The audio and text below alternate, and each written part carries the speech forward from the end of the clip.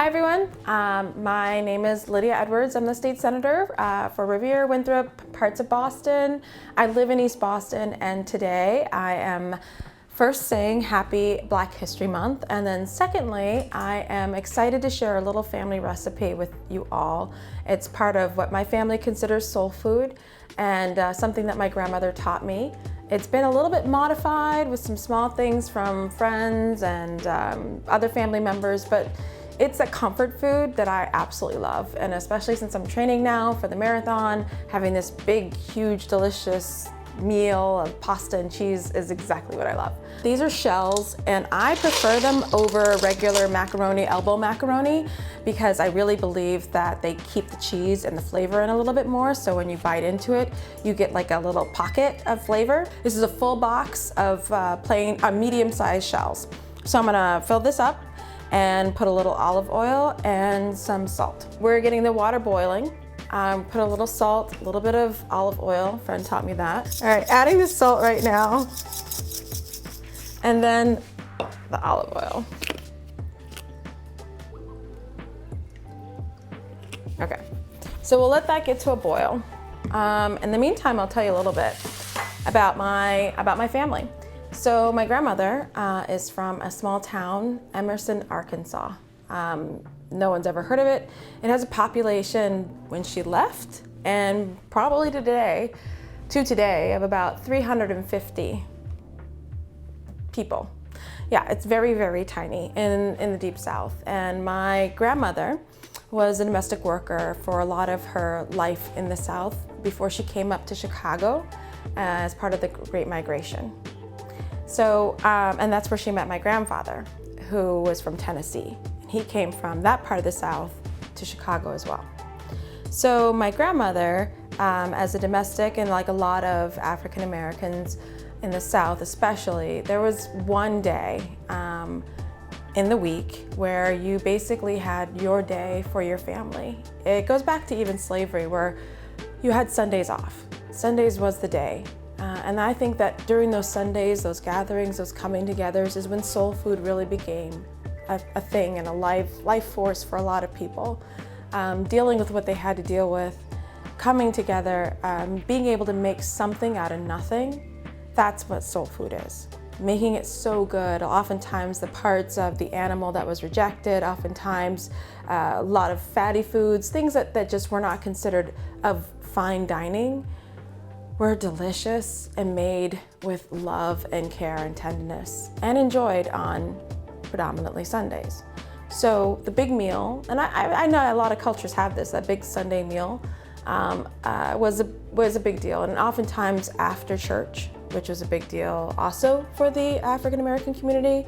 Church was the one place where they could gather together, and it's still a vital, important part of the community for political activity, for education, for civic engagement, for healing.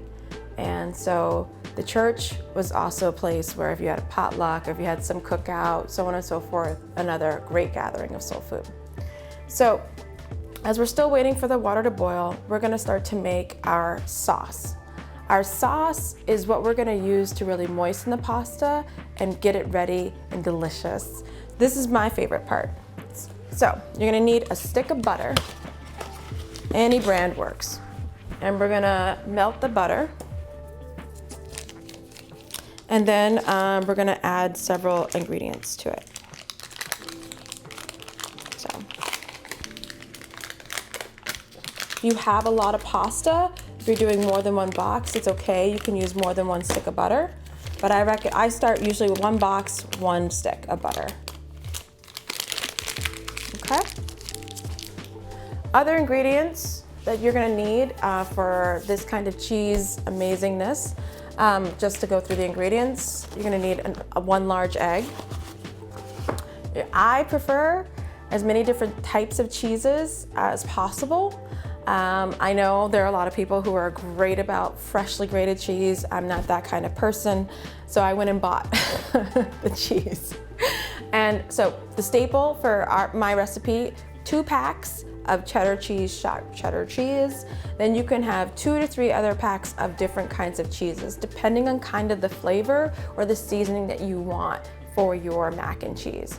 I always pick at least mozzarella because I really believe that's a sticky, kind of gooey, delicious cheese that really gives it character.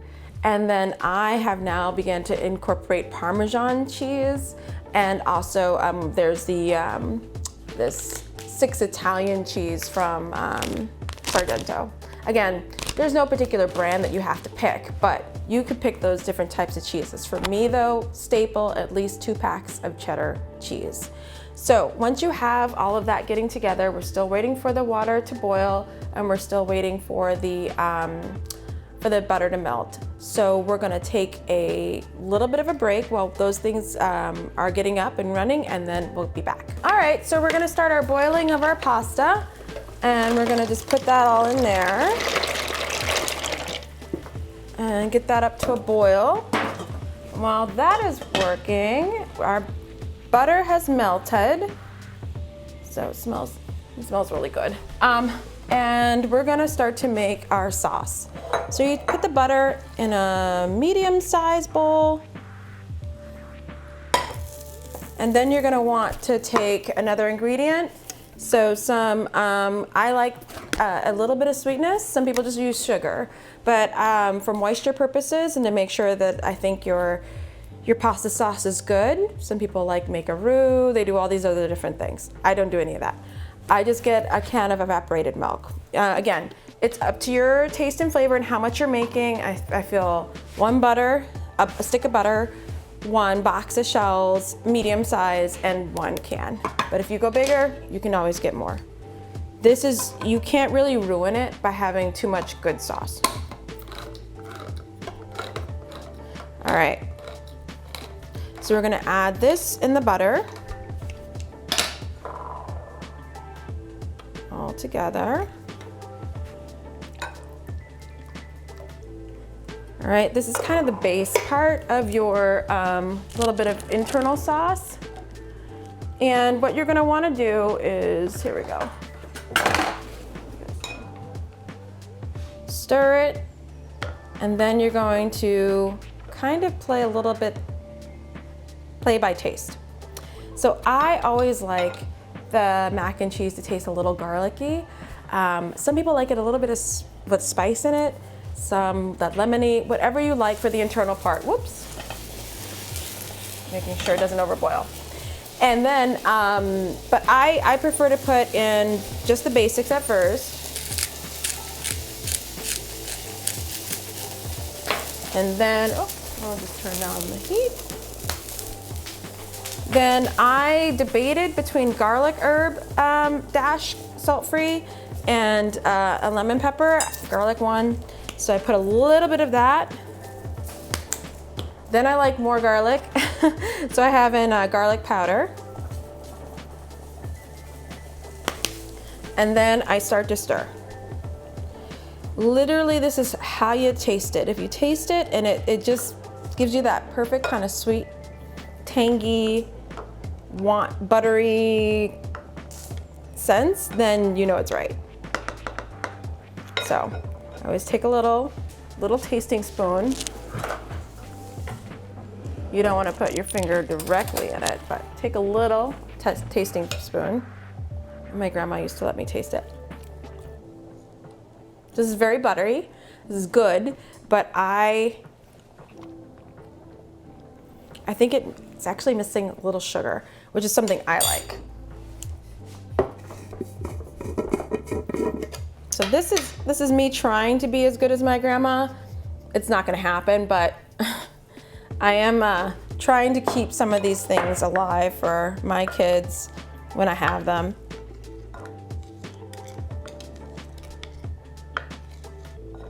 It's kind of the one thing I'm always able to bring to my friends when we do potlucks, because I'm not much of a cook. Me and my microwave are good friends, but when I do cook, I try to make something like this. Take a little bit of a taste in the teaspoon. We're almost there. And I'm sorry, I guess I kind of cook like my grandmother, and a lot of other people, they go by taste, sight.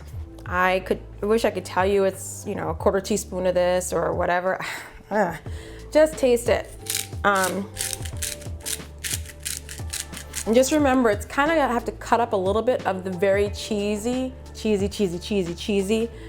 layers that you're gonna put in. So it's okay to have it, if it tastes a little too salty or garlicky, it's gonna be compensated for with the amount of cheese you're gonna put in, or like that I like to put in. Again, another round of the spices and garlic powder. A little bit of sugar. Pasta's almost done. Give it another 2 to 3 minutes boiling. We'll just heat that up again, it's okay. So the sauce is getting ready. So our ultimate goal, and it's kind of fun, this is the part where you can have other folks participate.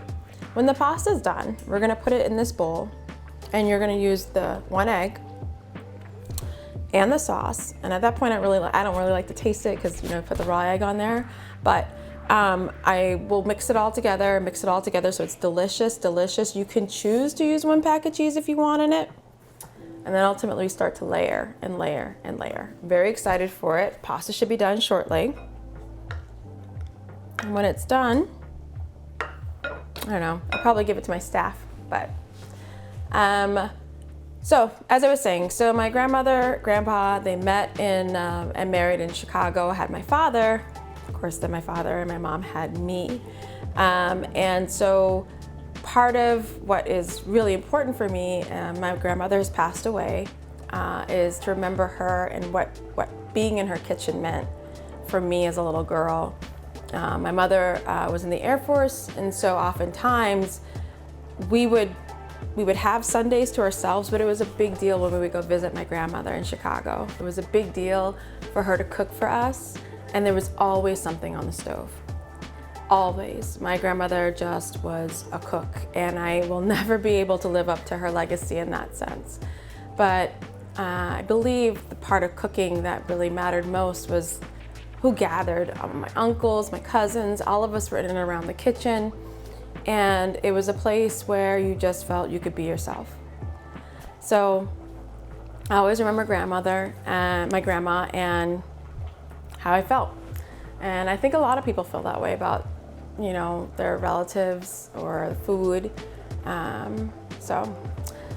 All right, it looks like the pasta's ready now. So we're gonna take it off. Now, one of the biggest mistakes I've made when I've done this recipe before, and one of the things I will stand by, do not rinse off with cold water the pasta.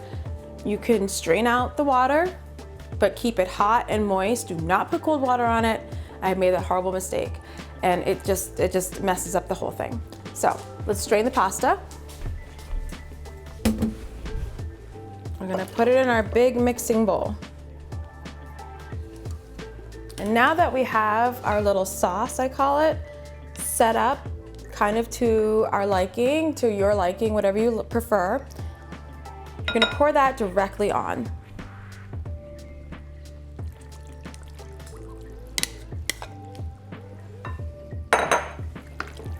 And you want this to coat it as much as possible. So get in there and get the shells all coated, get them all set. It smells delicious.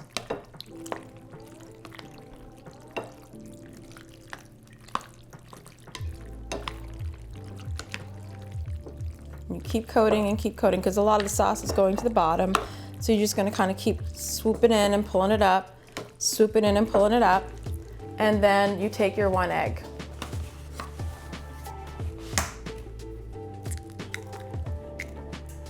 Okay. And stir that in there now. Keep stirring, keep stirring.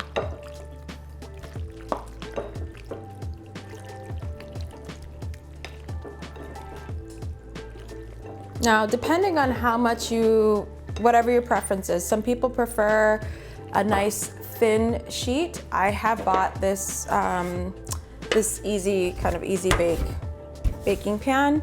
I would probably say it's an 8 by 11, something like that.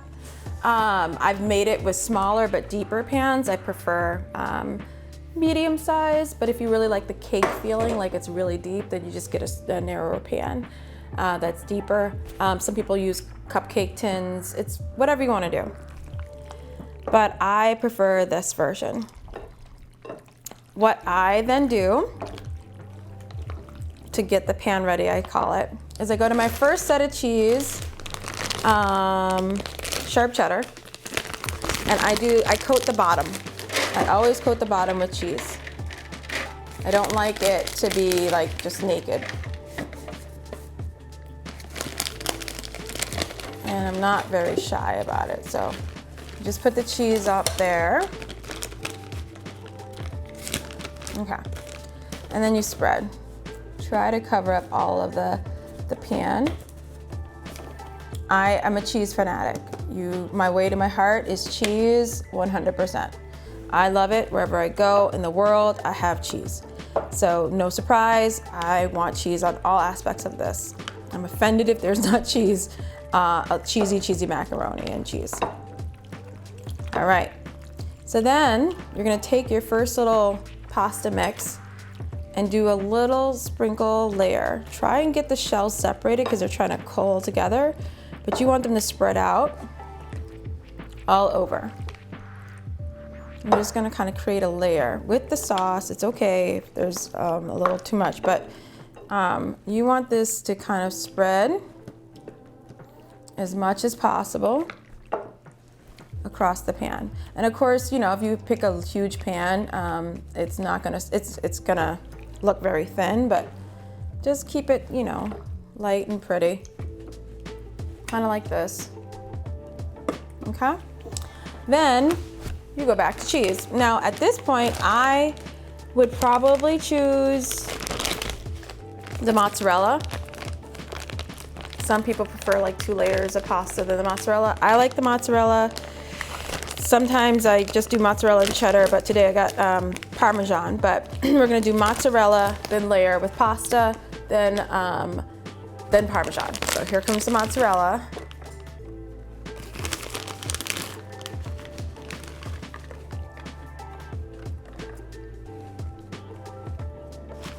Okay.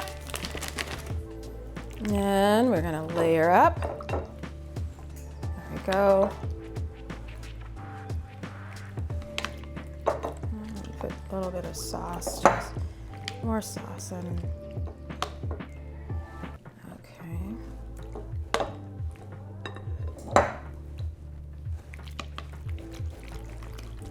I'm gonna stir it up a little bit more and add some more.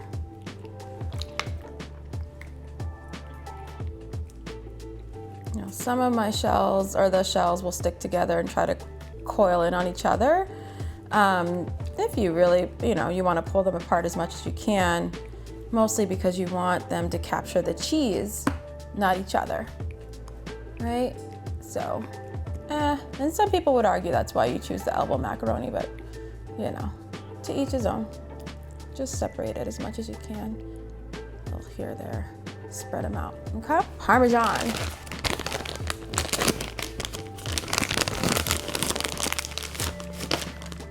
Now this gives a nice flavor, I feel, in terms of for the cheesy people in your life. It's just a deliciousness. It plays off the garlic as well. It just plays really well. Then you're gonna add in another layer. This might be our final layer.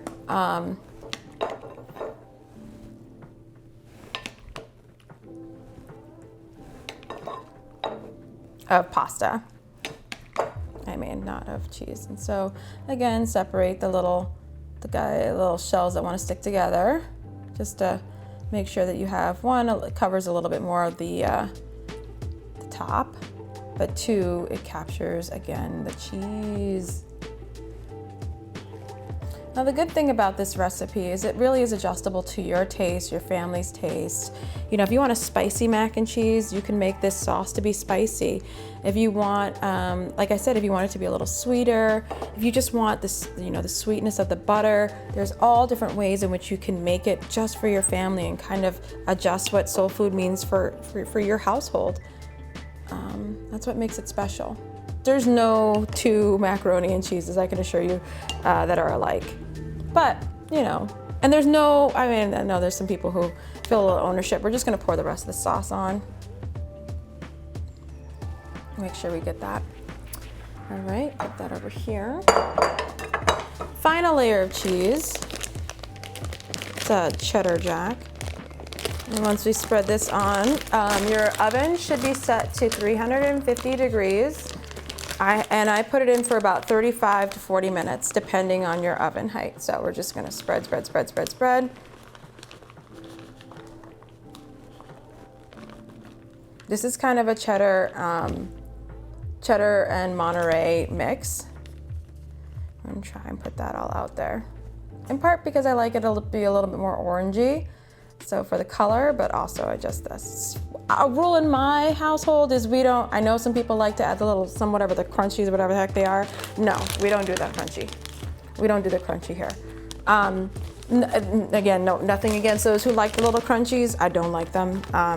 And so I'm a little bit of a crunch snob. I do like when it's a little bit burnt or a little bit browned on the edges. That is delicious. So we're just gonna keep spreading.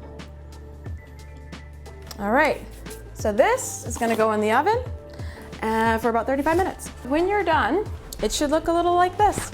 This is my grandma's mac and cheese. Again, I like it a little bit browner on the edges. The shells have all gathered all the deliciousness.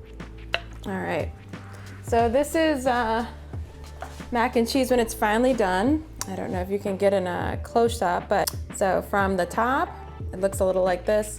And then actually from the side, you can see how thick the layers are. Thank you so much. And I hope you enjoyed learning a little bit about my family and also a little bit about this recipe.